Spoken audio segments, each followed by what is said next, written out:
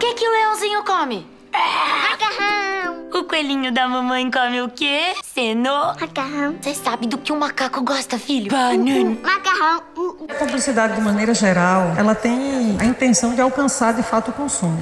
A gente vive hoje num contexto, né, de que ser sujeito e ser consumidor se mistura muito. Claro que eles entendem que há um alto índice de produtos que as crianças podem consumir, então, quanto mais incentivar através da propaganda e da publicidade, melhor, porque aí as crianças vão solicitar e os pais, né, vão terminar atendendo. É difícil você imaginar que existe uma pessoa querendo jogar areia no mercado que não é perverso, não existe corrupção de menores, não existe cooptação, não existe pedofilia, não existe nada que possa ser chamado de criminoso. Você não chega num ponto e obriga as pessoas, olha, compra isso aqui, senão eu te mato. Então não existe esse tipo de coerção das pessoas. É dentro da lei? Sim. É dentro do bom senso? Sim. É respeitoso? Sim. É propaganda enganosa? Não. Qual é o problema? O que está pegando? Ah, eu não gosto de propaganda. Desliga. Apaga a sua televisão.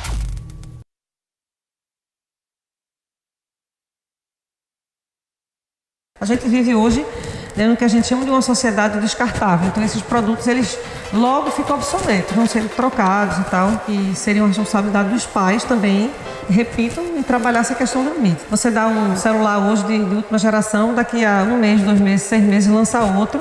E aí aquele que às vezes ainda está bom, aí é substituído. É por isso que a gente fala dessa questão do descartável. Aí a preocupação da gente, em termos de psicologia, é que isso se reproduza nas relações humanas, que isso se torne descartável, né? A gente vai trocando. A criança, ela é muito vulnerável, né, à informação. Então, os caras estudam anos e anos para poder fazer com que a criança tenha desejo de comprar aquele produto. É uma covardia, né?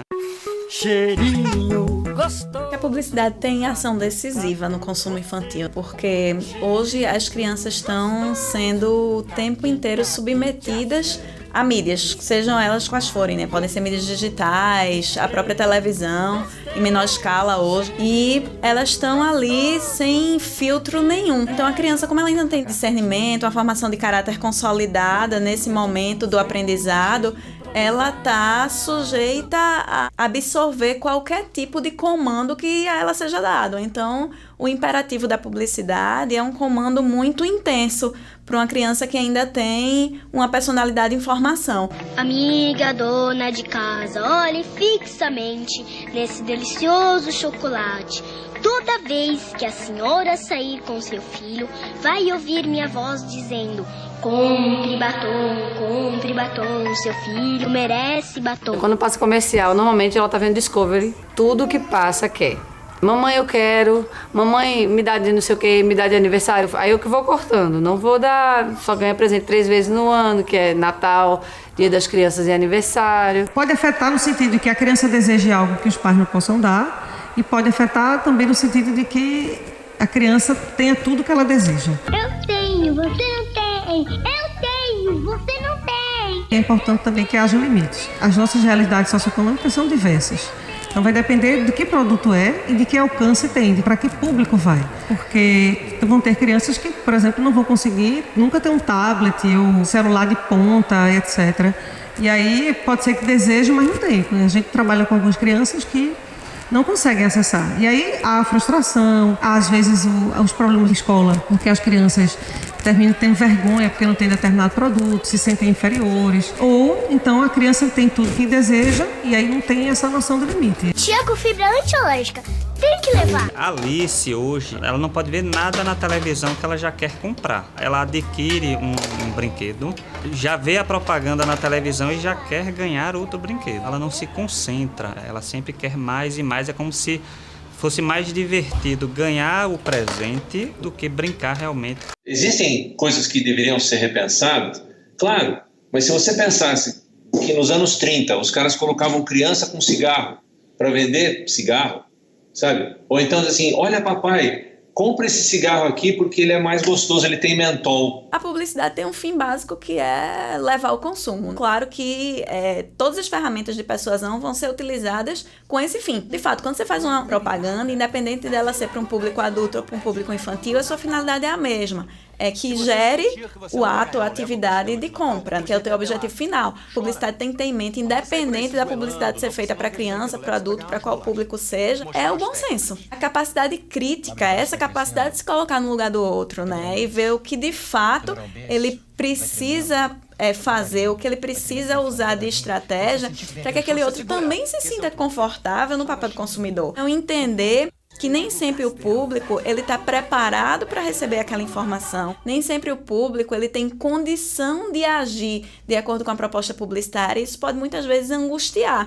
Mãe, compra brócolis? Não, filho, tem em casa. Ah, mas umzinho, vai! Não, eu já falei. Mãe, por favor, mãe, compra brócolis. Eu quero brócolis, mãe. O consumo, ele é o fruto do capitalismo. Muitas vezes os pais ficam preocupados em trabalhar mais para poder dar mais às crianças em termos de objetos e dão, às vezes, menos afeto. Mas tem pais que já têm responsabilidades diferentes. São mais responsivos no sentido do diálogo, do carinho, do afeto. Vai muito do modelo de educação. Quais são os valores daquela família, né? Os valores morais, os valores sociais. A gente tenta limitar, tenta passar os valores para ela, que é mais importante o abraço dos amigos do que ganhar um brinquedo. A gente vai tentando limitar a questão financeira, falar para ela da importância do gasto, que a gente não pode estar gastando tanto dinheiro com sempre cada vez mais presentes. Eles não conseguem imaginar que existe um mercado todo por trás disso que não seria viável se você proibisse o uso,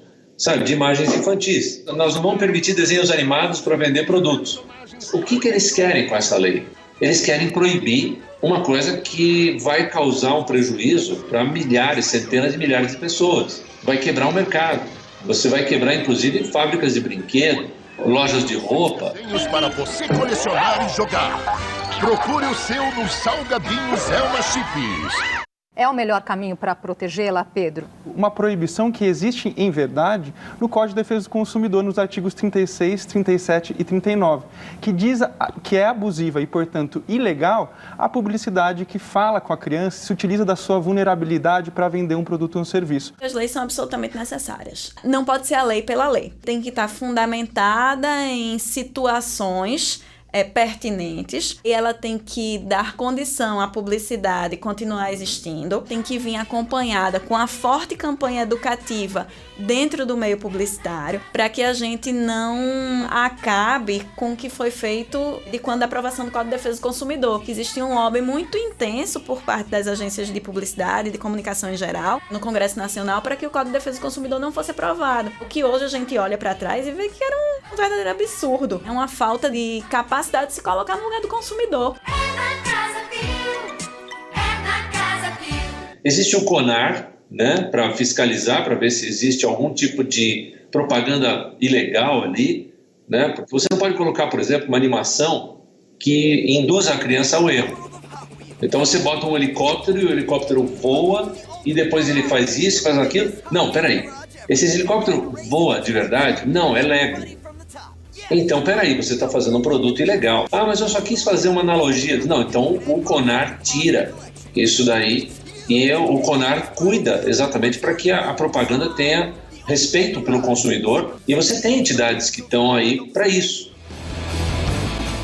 A gente falar como publicitária é bem diferente, né, do que falar como mãe. A gente vê o outro lado da moeda. Se todo mundo conseguisse se colocar no lugar de pais e mães que aflitos têm que sair para o mercado de trabalho para conseguir sustentar a casa, dar o melhor para o seu filho, e que muitas vezes deixam os filhos aos cuidados de outras pessoas. E eu entendo a função da publicidade enquanto formadora de público. Ela tem sim que atuar junto a esse consumidor infantil para a formação de um público futuro, de um público adulto, mas que ela atue com muita consciência. Então, o que eu faço hoje é tentar empoderar meu filho para que ele consiga saber o que realmente é necessário para a vida dele.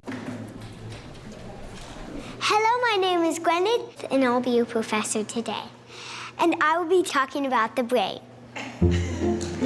We can think and do lots of stuff with our brain. Now, does anybody know how big the brain is? Anybody? Sophia. It is